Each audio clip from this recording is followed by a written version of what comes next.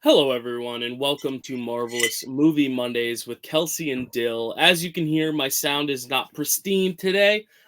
We had a little bit of a shakeup in terms of I forgot we have to record a podcast every week, and I was in Jersey for the NFL playoffs because obviously there's no place I'd rather be than on my couch with my dad watching the NFL playoffs. But that also meant I need to figure out how to record from a distance. So I have a different laptop, a different setup. I'm using my AirPods today. It's very different, but I wanted to show off something cool, Kels. This was a Christmas Okay. present from Nina, my other sister. Actually, you're my other sister. She's my real sister. You're my sister Okay. from another mister. My sister Got Nina it. got me this YouTube shirt because she said she was excited for my channel in its fourth year, taking off. Oh, no, fourth year. Yeah, wow. As we start our fourth year, this is the fourth year of this podcast. That's quite nuts. And she was like, "Here, you have now a YouTube shirt to display on YouTube." And for the subathon happening in April, I'll be able to wear it as well. So thanks, Dean, for this. Also, great gifts here. Carly, friend of the channel, got me this little Wednesday pop. She knows I'm obsessed with Jenna Ortega. And Wow. Stacy, our MCU champ, got me this big old Miss Minutes here. So we got a lot of fun Wow. goodies to display here on this new season, new studio.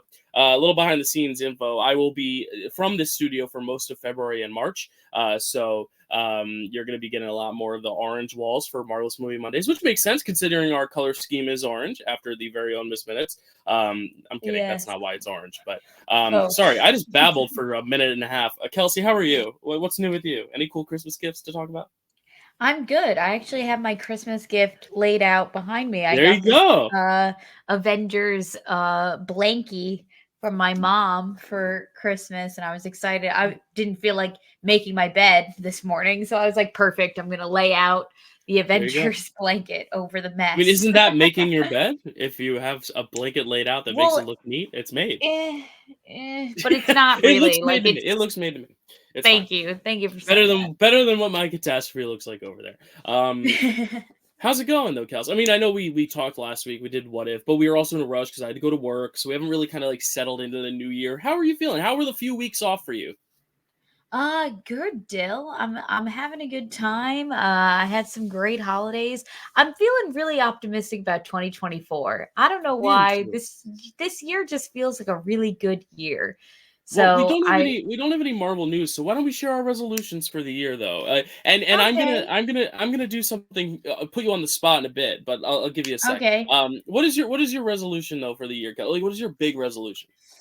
Well, I think what I want to be focusing on more is definitely aspects of my acting career and Mm-hmm. doing things for that and writing and getting really disciplining myself with like uh the things that I submit myself for and things like that because I was getting really distracted last year. I was letting a lot of things like come before that priority, and I really don't want to let myself do that because that's the whole reason why I'm here in New York.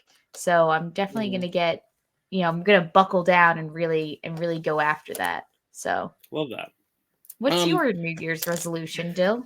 Thank you for asking. It would have been You're weird if I just welcome. asked you and then didn't tell you mine. Yeah. Um, And I was like, all right, um, let's talk about the episode. Mine, my overall one was health, but I think more so routine because routine will lead to Hmm. health. I'm a Yeah. terrible sleeper. I have weirdest sleep hours. I'll go to bed at 3, wake up at 9 sometimes. That's not healthy. And Right. I just kind of want to find a routine, not just in my life for my health and trying to find like you're eating a consistent breakfast, lunch, and dinner, but also like getting to sleep on time, but also for this channel, maintaining it. And I talked to Zach a lot about this too, because our biggest thing is finding the time to actually record something. So I want to like Hmm. within the next few months try to find that routine of like we're going to record this podcast every single week at this time or every month I want to hit this deadline. Like really setting deadlines for myself that I can actually meet and not just kind of saving things for the last minute. Like I told Chad I'd be ready to record picture this today by today, and I still need to watch 3 movies. And I could probably watch it 3 movies by tomorrow, but again that would be cramming in so much time. Like I want to actually like pace myself this year and try to find routine in scheduling, which will then lead to health and happiness. So Yeah. that's my goal is routine, Yeah. trying to figure out a routine of some sort in every area of my life, not just my work schedule. Because my work routines, I that was a resolution of last year that I kind of remedied, which was like figure out what your actual like work schedule's like, because with acting we know it's tough. You got to wake up Yeah. sometimes 9-10 a.m. for an audition, but you may work at 11. But like trying to find like a routine where my work has been good about like trying to figure out exactly what my schedule is. That was a big step, Yeah. and now it's trying to figure out all the other areas of my life. So that's my routine. Yeah, That's my getting the resolution.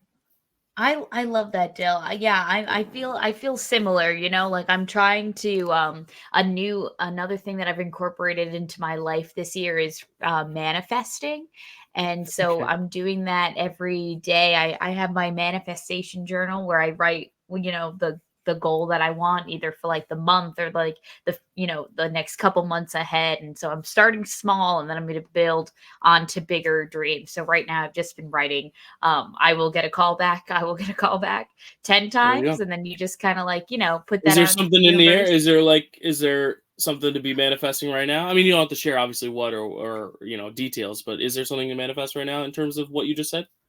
Not yet, but fingers crossed. Okay, cool. We're No, that's all I want. Yeah. Cool, cool. I will say no more because I tend to be a bad luck influence. Not really. Oh I'm not a no. bad influence, I promise. But yeah, like we kind of didn't talk much on this channel about what's changing because nothing's really changing. We're kind of going to continue our weekly stuff. The only difference is we have said 2024 is going to be a good year, and I think it is for Marvel as well. But the thing is, the reason I think it's going to be a good year for Marvel is that they're not overstuffing themselves this year. Hmm. And I think that's going to be beneficial for them.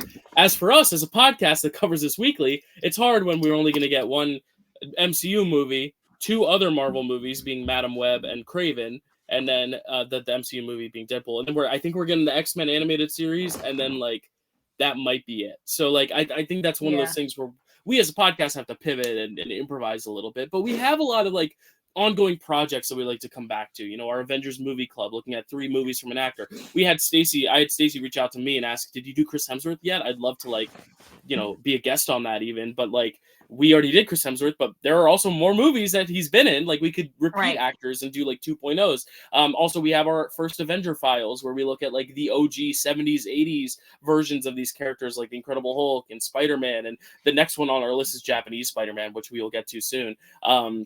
So yeah, like I think it's going to be fun for the off season, especially this year. And we Hmm. have trivia, which is like at a peak right now. We've got a tournament that is still going on. We have a title match in 2 weeks. Corey has a number 1 contender match to cash in at some point soon. Like it's going to be really exciting. So I'm really optimistic for our show. I think our show's changing the least, but that's a good thing because it means we've built a really good foundation. You know what I mean? So Yeah.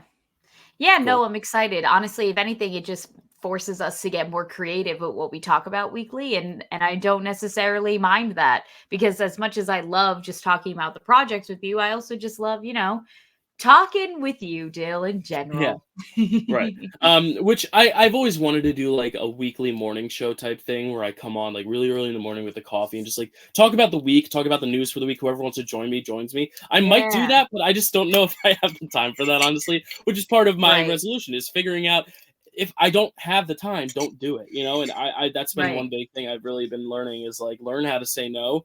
Learn Mhm, not to overbook yourself. If you have mhm. 4 hours, record 2 things in those 4 hours rather than recording one thing and having 2 hours free and then trying to cram something in later. Like Zach and I, we were proactive the other night. We recorded 3 Recipe for Reality episodes, and I was like, that's great because now we have it to release the next few weeks. Just Yeah, stuff yeah, like that. yeah. Trying to be proactive and just get it scheduled down. But that's the first 10 minutes of the show. Should we transition into the actual show itself that we're talking about? Echo? Yeah, yeah, yeah, yeah, Yeah. let's do So it. Echo, it dropped all 5 of its episodes Yes. on I Disney didn't Plus. realize we were We are 5. Yeah, we're only getting 5, which is going to be nice because, like, by the time we're done with this and trivia and Madam Web, we should be ending right at like the beginning of March with these, which is when my Mhm. schedule gets super busy anyway. But we're going to be doing weekly just because these episodes are long enough to where, like, if we were to just do all 5 at once, we don't have enough stuff to cover in the next few months to where it would just be kind of like a lot of trying to figure out what we wanted to do with the podcast. Yeah. Whereas this is just like 5 short weeks to cover something that's actually new and out, and it gives us more time to actually talk about the episodes individually. Because what if we covered really well, but like if we had an episode for each of those episodes, we probably would have honed in even deeper. Not necessarily saying I wanted to either, because I didn't really like that series, but Mm. We're gonna be taking it episode by episode. Just a little background though for this, Kelsey. What is our favorite word that we like our favorite word that like not many people understand, but like we both kind of like know the word. It was like a word we learned in acting class that meant like kind of. Oh, yes, because that's exactly where my mind went upon seeing the title of this episode. Yeah, why don't I you thought you explain to were people what chuffa is? I thought you were trying to get me to say inedible. Inevitable? No, I'm not. No, I'm not. Because I was like, are you making fun of me right now? Because No, no, that's no, no, me no, no, no. I was too literally early. Kelsey. Tell people what chuffa means, and then we'll tell you Yes. why this is such a funny segue. So chuffa is a slang that we used in our acting class in high school, which basically meant anything that's just unnecessary, just to just drop it and get Yeah, rid of it. It's chuffa. You don't need it. like like Um, uh like I'm watching the show The Traitors, which is one of the best reality shows ever. You should all check it out on Peacock. But okay. there's a lot of like there it's set in Scotland and they're trying to make it kind of eerie and mysterious. So there's like at least Mm, 5 minutes worth of just B reel of the castle and like these mm, wolves howling in the night. And I'm like, it's cool every now and then, but it got a little excessive. And that's yeah. Chuffa. That's like you're adding too much in it. I mean, we could talk about Chuffa in the MCU. We could probably talk days about Chuffa. We love the MCU, Yeah. but there's Chuffa in the MCU. But like things There's like that, like chuffa. just stuff that's just as unnecessary that it's like, all right, it's like fat that needs to be trimmed, basically. Yes. Which really Yeah, doesn't that's a have good way anything to to put it. do. Honestly, it does have something to do with the episode, which we'll talk about later. But the funny thing is Right. that I opened Disney Plus and it said episode one, Chafa or Kafa. I don't know how to pronounce it. I think Chafa. it's I think it's chaffa. Yes, which was funny just because I thought it said Chuffa and I was gonna text you. But I don't know Yeah. how to spell Chuffa, so I didn't know how to say Chuffa in the Right, conversation right, of right.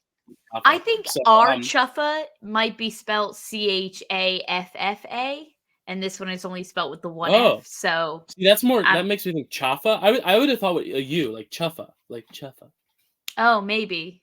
I listen, I don't know. Like an This is a AH, question Chuff for Chuffa. our acting Um, teacher, Mr. yes, Mr. Marconi. Marconi, weigh in. No, but it was just very funny and amusing when I saw that the episode was called Chuffa. I was like, "Huh, No, yeah, that's for funny," sure. and that we are covering a podcast about Chuffa. It's just so funny. Anyway, what's the actual episode about?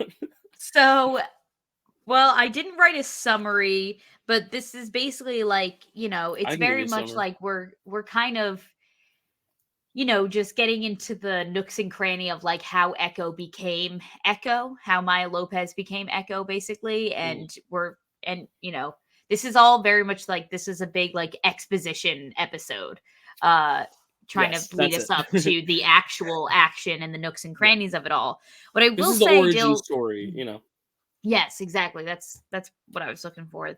Um, the first thing that I noticed upon clicking on this episode, Dill, was that we got a viewer discretion is advised warning, Right. which is new. Which for the series, I haven't seen. And here's another thing we'll say right now: we're covering it week by week. I am watching an episode a week. I didn't watch the full I series. didn't watch any I'm. more either. We're gonna watch the episodes as they come, as we podcast about them. So we don't know what happens in the future. And I'll say right now, it may get gorier, it may get bloodier in the Hmm. future. But if this is what you're gonna be hyping up as like the darkest, bloodiest, cringiest, bone crushiest show ever, Yeah. I was a little underwhelmed because I really don't think the viewer discretion advised, unless you're talking about the wound on her stomach, I guess. Because even the Kingpin stuff, all we saw was a bandage. Like, we're not seeing Hmm. the whole gaping hole in his face. If we Hmm. do, that's great. And I mean, that's great in terms of the That's viewer great. discretion I'd love advised. that. I'd love to Yeah. see it, mysterious bloody holes. Whoa, Well, no. No, whoa. huh? Sorry, that came out really bad. No, like I meant the Kingpin eye sockets. I'll say Yeah. eye socket, not holes. Okay. But like Yeah. I didn't think it was that warranted the viewer discretion. Did you think Well, so? I think it's just compared to past Marvel projects, like we don't really like because in the MCU, if you think about it, we don't really see a lot of like human on human violence. Like it's a lot of human on alien or human on like different sort of species Robot violence. So like even wizards, the blood and or like exactly like robots, androids, like all aliens, that stuff. androids, So and wizards. yes, exactly. So even if it does get like more gory, it's like, it's like alien guts or something. So it's not as effective as watching like somebody, like a human being like bleed out or like get shot in the face and then have the blood splatter, in the back of the head or something. So I think that in comparison to like the rest of the MCU, yes, it was a little bit gory. I'd say Daredevil is still probably the most gory that we Right. see of the Marvel projects, but I think it's gonna kind of toe in that area. Yeah. Well, and Um, they made it very clear that this is trying to be a spiritual continuation of Daredevil. I mean, Daredevil. I can't speak today. Daredevil. But like, he's obviously in it. Kingpin's in it. The violence Yeah. is very much apropos, the style of it, and that's why I Yeah. really like. I did dig this episode as much as I think it was very flawed in certain areas. I think the actual engagement I have with the tone and with the character is really what's keeping me into it, because I love Maya as a character. I think she's awesome. Mhm. I love the idea of having like kind of a silent superhero. Daredevil has no sight, she has no sound. Like, it's a cool element Mhm. to it, and that makes their fight pretty interesting, even though it's very random for me. But Yeah. I think the violence itself was the only thing that I was like really like, okay, they're really gonna go for it, and I didn't feel like they did. But you make a good point. I mean, this is for the context of like Disney Plus, like this makes sense why Yeah. the viewer discretion. But like, I would also say it could have gone even further. I mean, yes, the shard from the car through her leg, like, fine, Yeah. but like, even then, like, I don't know, could have been a lot Well, nastier. honestly, Dill, I could be wrong, but I think that it might get worse from here. Or at Yeah, I least think it I will. hope I think it will. hope so. I hope so Another too. title card that I noticed at the beginning of this episode was a Marvel Spotlight title card, which we had never been shown before, at least not that I can Yeah, recall. I wasn't yeah. sure I what don't. that was Yeah. about.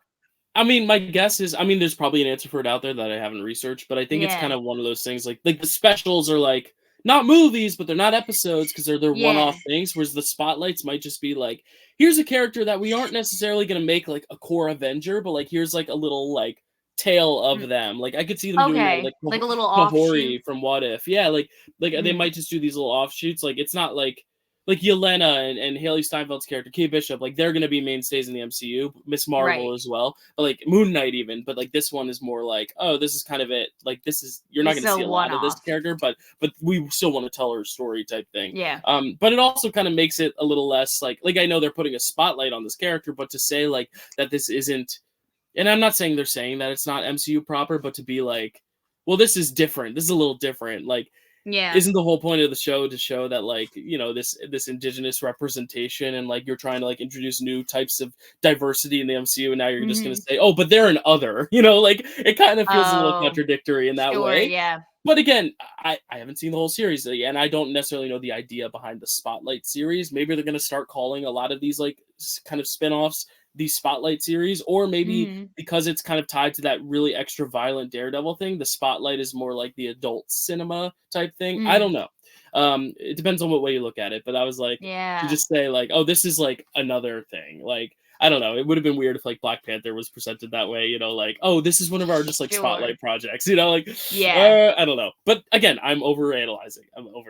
I still like the show. I promise. Yeah, yeah, yeah.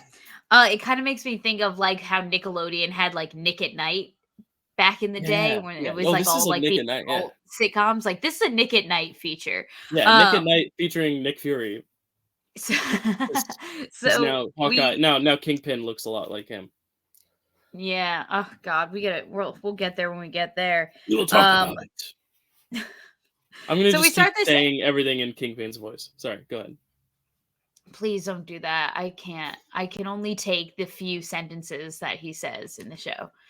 Um, so we start this episode being introduced to Chafa, or however we decided that that's being pronounced, and the Choctaw people, I believe that's how they're pronounced, and they're basically these people that we see living in this kind of cave. They're emerging out of these pools. They have like this brown, almost clay like skin to them. They have all these like with different indentations and markings and everything. And we see this one woman go up to a pool. She drinks this kind of blue liquid, and then all of a sudden the cave crumbles away. They're freed into the real world, and this is the story of how the Choctaw people came to be. I'm assuming these are Maya's people, Mhm. historically. And so we jump forward in time to the year 2007, where we're at Tamaha, Oklahoma, where we see a young Bonnie and Maya. Bonnie, we get introduced to as Maya's cousin.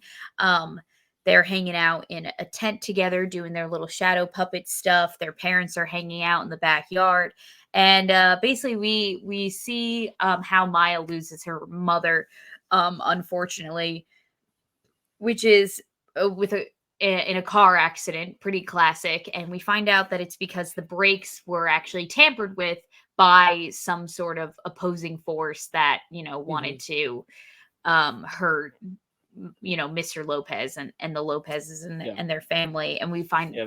find out as well that this is how Maya also lost her foot, was in this accident. Right.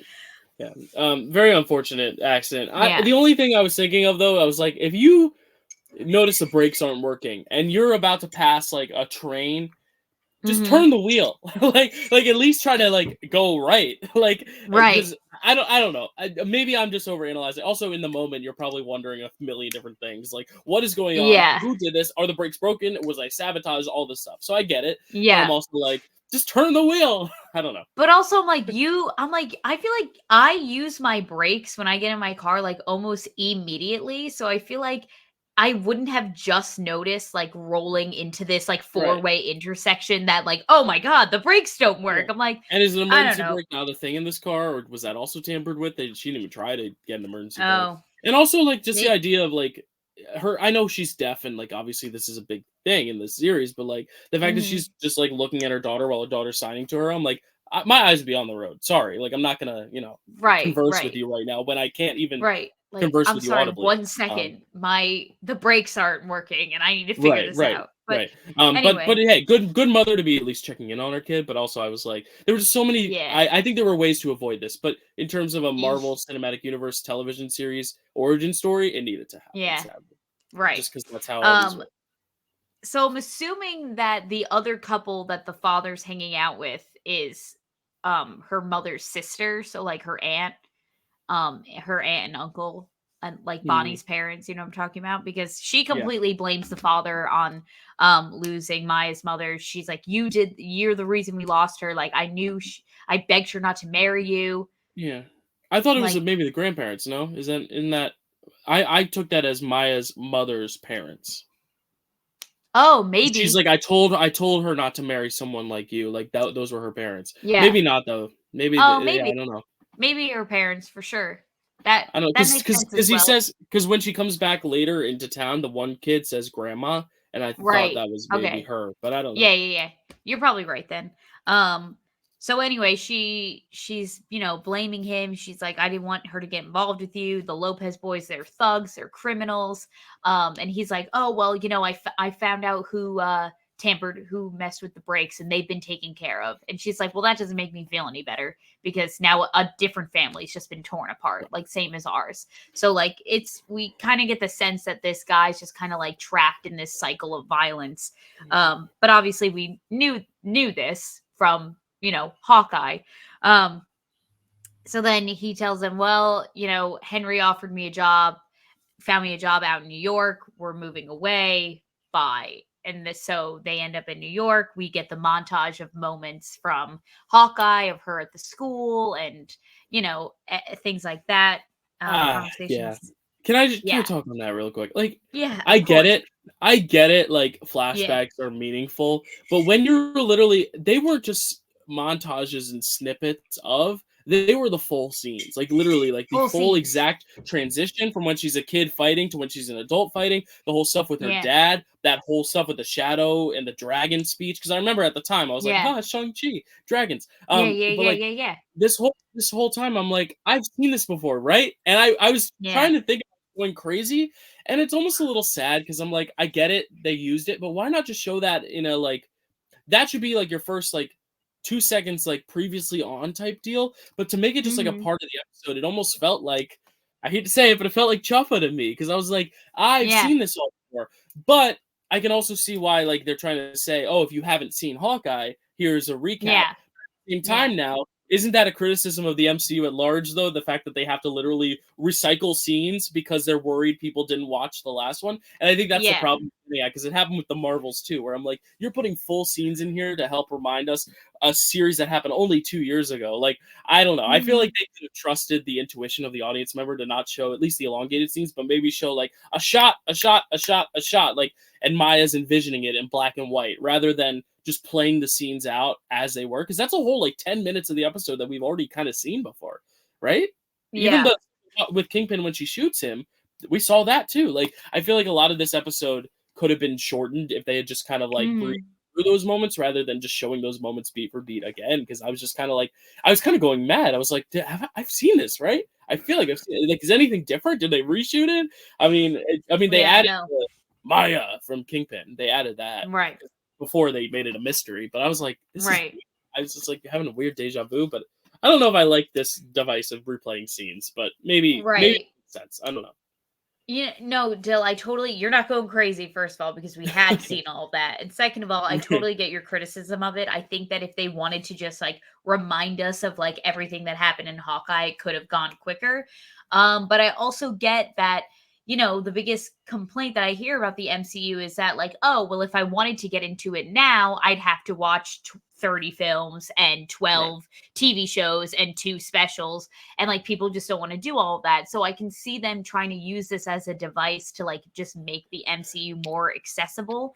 And if anybody just wanted to jump in with just Echo for some reason, then that, being crucial information that they need from Hawkeye. So it's a lot of this episode but then felt like a waste of time. And I feel bad that I keep harping on this. And I think this series is going to get better. I think they needed to do this for the origin standpoint. But like, if you're going to include all this stuff that we've seen before, but then not have any sort of introduction to Daredevil where he just jumps in and starts fighting her for no reason, that's kind of like where I'm like, well, they at least give us something with him. Like, it just felt so weird the way certain elements were glossed over, and then some were like way too. Oh my god, it's snowing. It is? Sorry, it's in Jersey. It is. Hold on, wait. Let me show y'all. Just because you don't usually get snow. Do you see all this snow? You can't really see it. Right? I see it. No, I saw it against the black of the roof. I can see it falling. All right. Anyway. Wow. Sorry. Carry on, Kels. Carry on. It's not snowing in New York. I wish it was. Anyway. Have you ever? I love wait a sec. Have you been in New York when it? I mean, like, have you like lived in New York when it snowed though? Because it hasn't snowed in New York for like 2 years. Are you sure? It snowed last year, I think. There was one night where it snowed. But like when it's like heavy snow, like snow day snow. No, I don't think so. It's freaking miserable. But it's pretty when it's falling, I'll tell you that.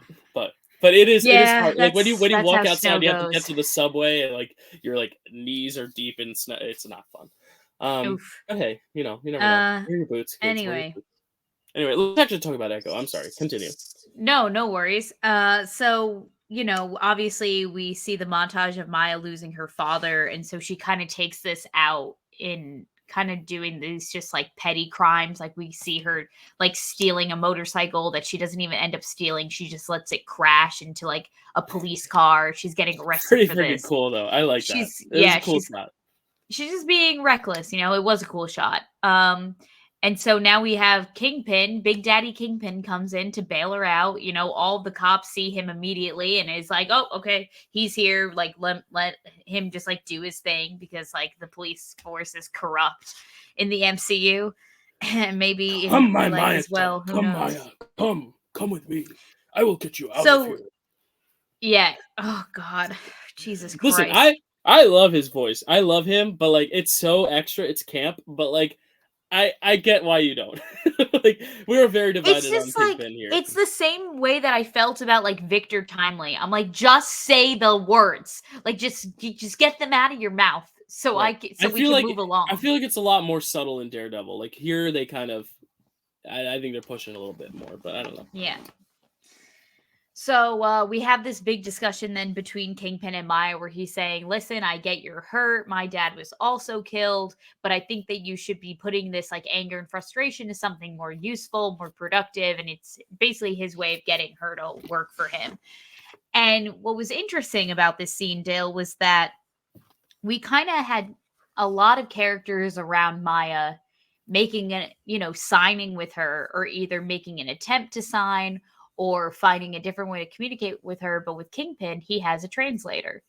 So I was wondering if you had any opinions on that at all. I think Or I think it's very obvious. I think he doesn't care about her legitimately. I think he's okay, all in it for the business and the crime. I think it just makes yeah, him an even eviler villain. That like mm, you know like he's of course the one who can't be bothered to learn her language. Like I don't know. I yeah, like the choice. I think it was a great choice because okay, it just makes okay. him more menacing. I think because he couldn't be Well, bothered. You know.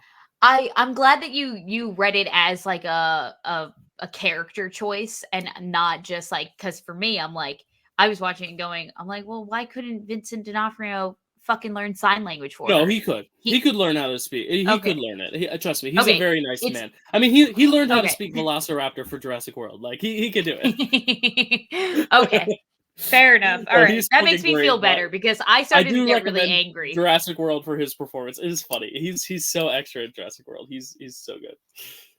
So then we see her get sent on her first assignment. You know, she meets up with these two, like, thugs, and they're going into this warehouse to fucking kill these people. It's very vague what's happening here. But a Yeah. moment that I did want to talk about and include, and that I'm glad they included, was the moment where they're kind of getting pat down before they go into the room.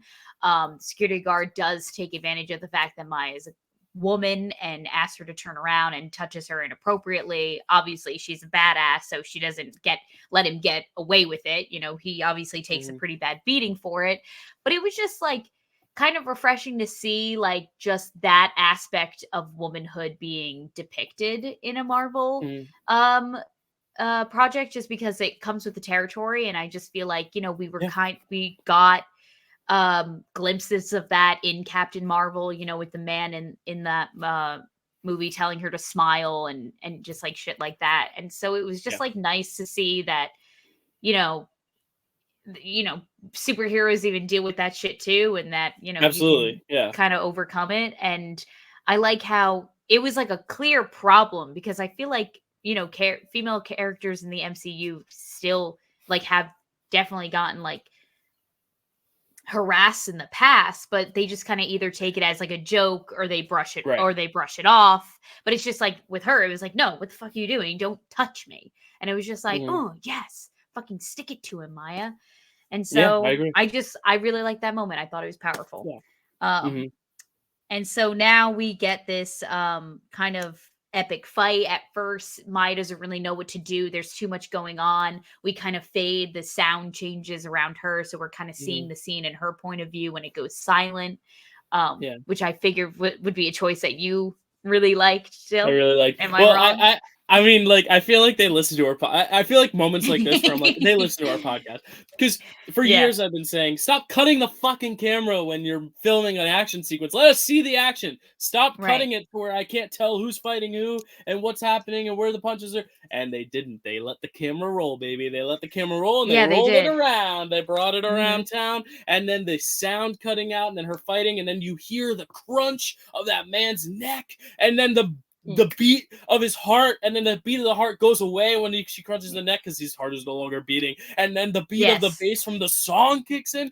This was an Yeah. awesome action sequence that they just had to ruin because for some reason they had to put Daredevil in it, which I love Mm. Daredevil, but like there's no context as to why he's showing up, and then he doesn't have any sort of conversation with her afterwards, to where it's solely just, I think, there for cameo's sake to advertise it. Because I saw this on Twitter about 2 weeks ago, this fight, the Daredevil fight, and I was like, oh, great, Daredevil's in it. And then when I saw it happen, I'm like, this is how it happens? I'm like, there's Mm. no context about it, and they don't really resolve it. I mean, obviously they might in future episodes, but it just felt so random. Just let her take him down, and then cut to the scene with Kingpin. Like, I thought it was a really, I mean, obviously it was to show that she could still be beat, but I think we've already seen that Mm. she can be beat because we've watched Hawkeye. So Right. I don't know. I just thought it was going so well, it was so cool. But then once Daredevil came in, I was like, all right. But it is great to see him back. But I did love just that whole first sequence with like the shot and then like the neck snapping and the sound design. The sound is so good in the show. I love it so much. Like Yeah. technically, this is so good. Yeah, it was definitely a really, really cool fight. I didn't know that Daredevil was going to be in this. I guess I should have Hmm. assumed. It was silly of me not to. So as soon as he like crashed through the window, he's like throwing his little, you know, ninja Well, sticks. knives at them. Yeah. Yeah. He's got his sticks with him. I was like, oh, okay, great. And then, I really thought, I was like, I think that Maya and Matt Murdock would actually get along really well just because they both have, an aspect of them that's different from all the other superheroes. And I think that, they could kind of have that like kinship, Mhm. this like relatability to one another. Yeah, Like, and I think we're um, gonna see that happen. I think that we'll see them get together, like, as a it's, fighting team. yeah, I mean, I guess it would have to be dependent on Matt's ability to kind of like echo low, like his like whatever Right, he because he can't really uses, communicate with because her, right? because he can't see the sign language, so I guess he'd have to like feel it, and you know what I mean? How he kind of like Yeah. senses all the movement around him. He'd have to like sense it, if they do have them interact again, which I'm hoping they do, I'd love to see how they do it. I mean, imagine, like, a sitcom, right, where it's just Matt Murdock, Echo, and Groot just sitting in a room trying to talk to one another. That sounds like torture. That That's sounds fun, I I don't know. It's I like it's like Groot. a challenge, like, how do you figure out, like, I don't know. Yeah, I think it'd be fun. interesting.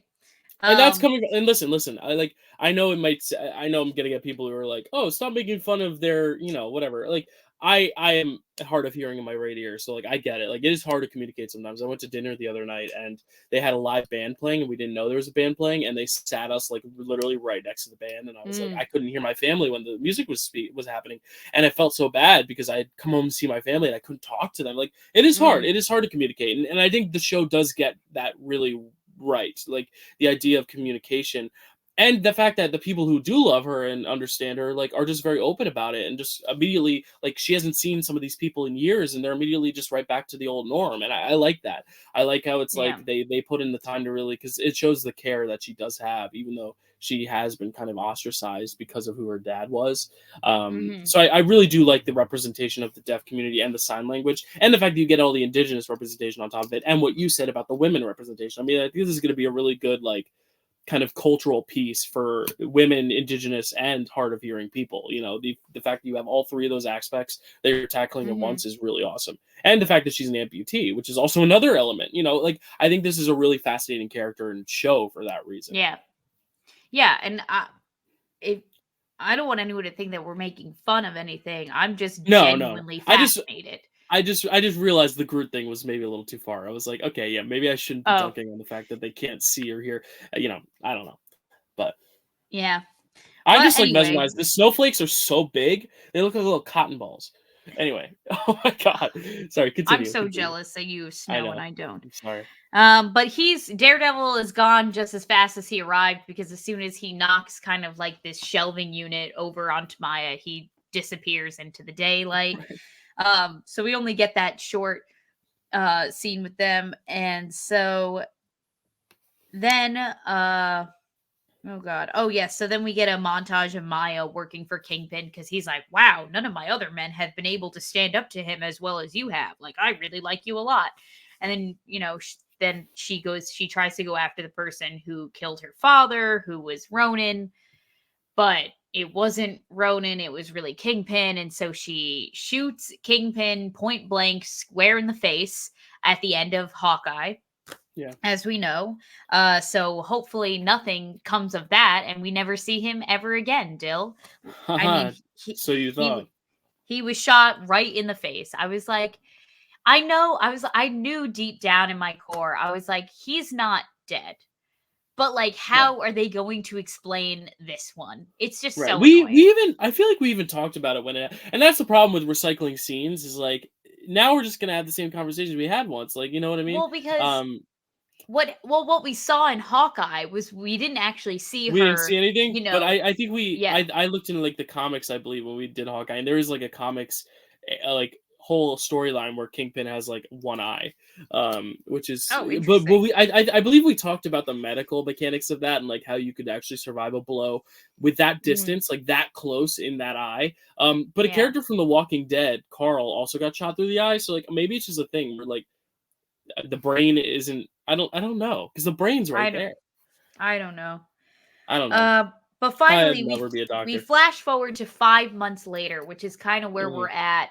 You know, I feel like in the present day with Maya. So we're really getting now into the crux of like what's going on in Maya's life now. And now that she believes that Kingpin's dead, she wants to dismantle his entire empire, which, respect. She even says at some point, like, Kingpin had his run. I think it's time for a queen. And I said, oh, girl, absolutely. Yes.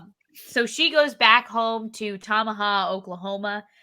We see that she kind of is having these nightmares about Chafa. And this like woman who, because she has this like design on the lower half of her face, on her chin and her mouth, and so we kind of see like a bunch of different flashes of different people with different designs on their mouth. So I'm assuming that this means that Maya and Chafa may be connected somehow, and maybe Maya has more power than she believes, or maybe Chapa's just trying to send her a message like, hey, this is not how our people should operate. Who knows? I guess we'll figure that out down the line. We do meet Biscuit. This was a character that was dropped in the beginning of the episode. We didn't meet him back in the flashback though, but we did get a name drop. I'm glad we did, because the whole time that she was like seeing these people again, this is what I'm saying. You're spending so much time showing us stuff we've already seen before, but then when she's meeting all these characters and it's supposed to be this meaningful reunion, I have no idea who this is. He's like, oh, hey, remember me, Biscuit? I'm like, no. I don't. Well, I know you have a girl best friend, like your cousin, but like I didn't even know there were other boys. See, I didn't know who Biscuit was until I watched the episode for the second time. On the second rewatch was when I caught the line in the beginning of the episode where Grandma and Grandpa are driving away and they're like, Biscuit's going to be so upset he didn't get to hang out in the tent with the girls. That's literally all we got about Biscuit. And then I know we're about to get to him, but who's the other guy that she meets in the bowling alley? So I'm so glad you asked, Dill, because nothing really comes of Biscuit, right? We can breeze past Biscuit, or is there anything else? Well, the only thing that I wrote down about Biscuit is that he seemed to have talked to the dog, like literally had a back and forth conversation. Like it wasn't just like, oh, who's a good boy? Love you. This is Maya. Yes, we love Maya. It was like, oh, she's been in New York. Well, she's been busy. Like he had like he's also signing to the dog too. He's signing. Do you think he was signing so Maya knew what he was saying to the dog, or do you think he was signing to the dog? I think he was signing so Maya could understand what he was saying, but like, never mind. I thought that it was kind of funny that I was expecting the dog as if the dog was responding. Yeah. No, I think this could be I really think this could be like one of those like big like reveals of like the dog can like talk, but like not talk, but like communicate, like can like do sign language or something. I don't know. I think that'd be anyway, cool. The dog's name is Billy Jack, in case you were wondering. Yes. Love first names. So the man who works at the roller rink is the man. Oh, sorry. Henry. Yeah, I said bowling area. I meant roller rink. Sorry. Yeah. It made me think of a bowling alley because you rent shoes and you rent skates. Yeah. It was an easy mistake. It's the same thing. So the bowling alley man is Henry, who is the man who who Maya's dad referenced in the beginning of the episode when he said, Henry got me a job in New York.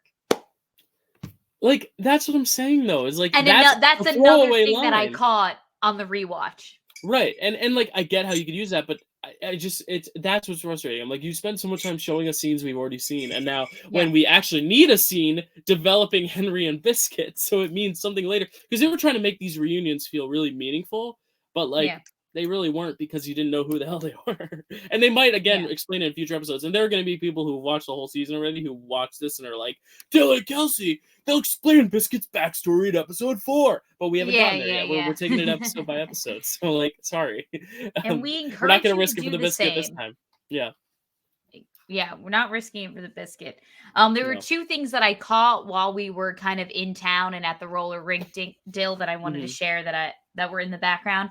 The martial arts studio in town was called the Iron Rings Martial Arts, which made me think of the Ten Rings and also made me think of the Iron Gang from Shang-Chi and the Legend of the Ten Rings. I don't know if there's a different Iron Rings in the MCU. I didn't follow through on that. But also a little bit more depressing of something that I caught in the background, which was the big Make America Skate Again sign, which was in the roller rink, which made me think, oh, great. So does that mean Trump exists in the MCU? Because why can't I just have a little escape? I go to the I MCU for escapism. I I took it as, or escapism, right? Like roller skating. Okay, yeah. What I took it as is like, maybe these guys are scumbags. And then immediately after, we see him texting saying, I have a lead on Maya, or whatever he Right. texted him. Like, I Yeah, think that yeah, was to yeah. show that. But then again, is Henry bad too? I don't know because Henry was acting a little sketchy during the whole like mortician scene where she's getting her Right. wound patched up. That's That another thing might I be forgot like, to mention. She has a bullet wound, which we don't know where she got it when from. does she get shot? Oh, okay. Yeah, we don't know. We don't Um, know because it's 5 yeah, yeah, months after we had last seen her. So right. sometime between then she got Whoa. shot. What was Struck that? while I stood on the floor. It just shit. So I Okay. what was I gonna say though? Oh, you know the cell phone theory that we talk about, where like if it's not an iPhone, it's probably a villain. I think that Yeah. was one of those things where it's like, why would they have a Trump reference if these characters are not bad? Okay. Or it's totally just random and that's where they decided to shoot that scene and they couldn't act around it. But like there had to be conscious, because when you include something like that in the show, it Yeah. has to be conscious of some sort. It's either Yeah. the creators sending a political message, it's the Yeah. creators being satirical and like making fun of the Trump thing and saying like, look how Yeah. stupid this is. Don't make America great again, make America skate again. That's what we want to be thriving for. Or it could Yeah. be like, oh yeah, like no, these guys who own this roller rink are like scumbags who love Trump. It's one of those things, because Sure. obviously there are going Yeah. to be people who love Trump who watch the show as well, who might be like, yeah, those skate guys are awesome, you know. So like, I Right. don't really know what message they're trying to send. um I really don't know. It was very, very perplexing to me, to where I'm like, they had to have known by including it and consciously panning the camera past it, Yeah. that it would create this discussion that we're having right now. But Yeah. I So don't know. we'll see. I guess we'll We'll see. see. We'll see. So yes, so there's two reasons why Maya wants to go talk to this guy Henry. One is because she needs to get her wound looked at, and she obviously needs this done, kind of under the table, no questions asked. So he goes to the town mortician, who he says that if you need a body fixed or if you need a body gone, she's the person that you go to. And then she asks him like, "Oh, are you trying to fix me or are you trying to get rid of me?" And he's like, "Well, let's start with fixing you first." So it made me kind of not trust Henry a ton, No, I don't that trust there's Henry. like this subtle, possibility that that somewhere down the line he may have to, get rid of Yeah. Maya. Um Also, can I just say, yeah. any sort of stitches hurts, but like dental floss, I she's badass. I could not do that. Like dental floss to like, because then you've got all the like the mint and Yeah, like the the mint, it's right. probably burning. Oh yeah, That's what that's I what I'm was saying. thinking. Oh Yeah. my god.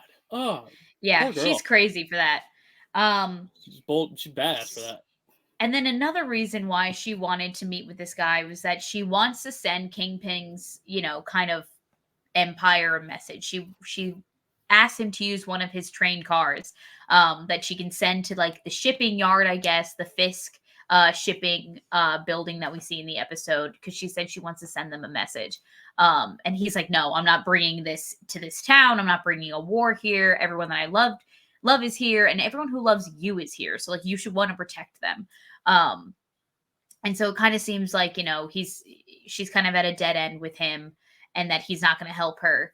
Um, and also we do get that bounty drop that from that guy. I think his name's Vicky. I think that's what Henry calls him. The guy who's running the shoe rental stand, is texting with someone and says like, "Oh, if there's still that bounty out, I think I got eyes on the King killer," is what he refers to her as in the text.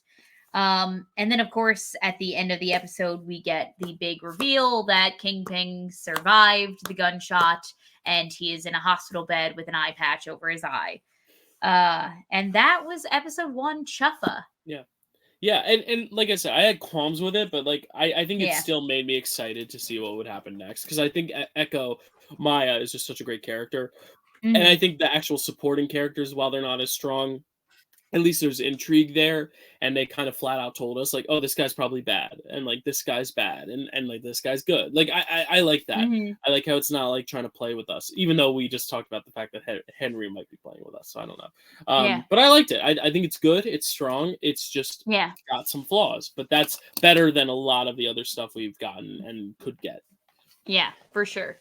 Yeah, the action definitely looks like the coolest aspect of the show. I'm really excited for the combat sequences because, there's all these like subtle moments still. Like I didn't know if you noticed this, but when she was fighting Daredevil specifically, like she would try to like go he would try to like go after her, I believe it's her right foot that's Her the right leg, yeah. prosthetic, and Hmm. he would like try to like really like hit her foot, and then like And nothing it would kept this happen, nothing. and he Yeah. would just be like, whoa, okay, Hmm. next, moving on now. And so I just feel like she has all these different like like there's so much uniqueness about her and all these different like advantages in I combat. agree. Like she used her right foot again at some point in the action sequence, and it like literally knocked a guy out because she was hitting him with straight metal. So it's like, Yeah. there's all these different things that's happening in the combat that is like really, really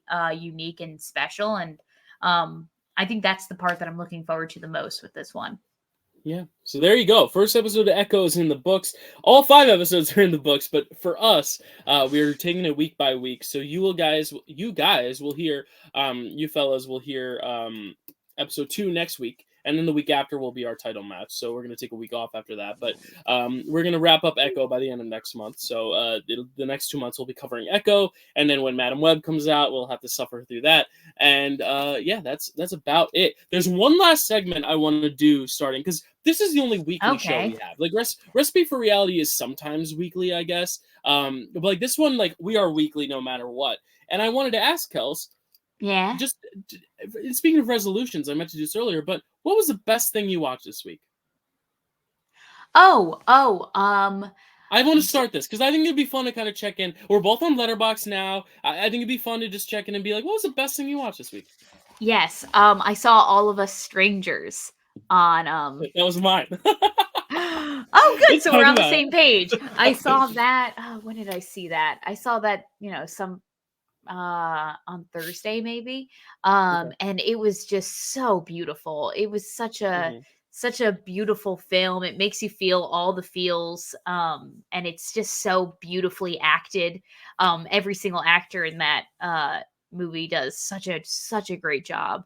So Um devastating. and we have a Marvel, if I'm not mistaken, a Marvel connection in that movie because of Jamie Bell. Jimmy Bell, He's the the thing.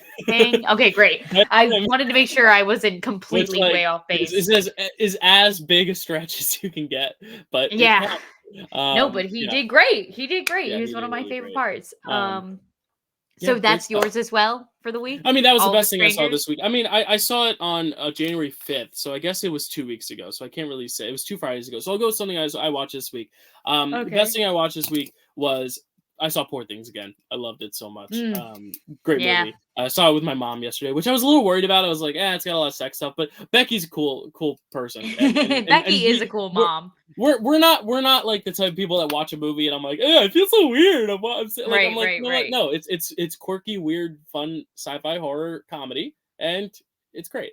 That was probably the best thing I watched this week. But I want to keep doing that because like that's gonna be fun to kind of check in on what we've been watching this week and just keeping things relevant.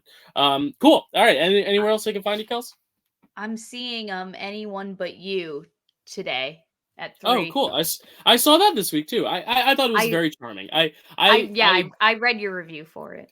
Yeah, I did not think I was gonna like it as much as I did. But I mean, Glenn Yeah. Powell and Sydney Sweeney are two of the hottest people in the world. They have great chemistry, so like that's already enough to like ride the film on. But Right. if you're a Shakespeare buff, you're gonna love it because it's Much Ado About Nothing. So Right. yeah. Awesome. So yeah, you can find me on Instagram at Kelsey A. Kilpatrick. You could follow me on TikTok at Kelsey A. Kilp.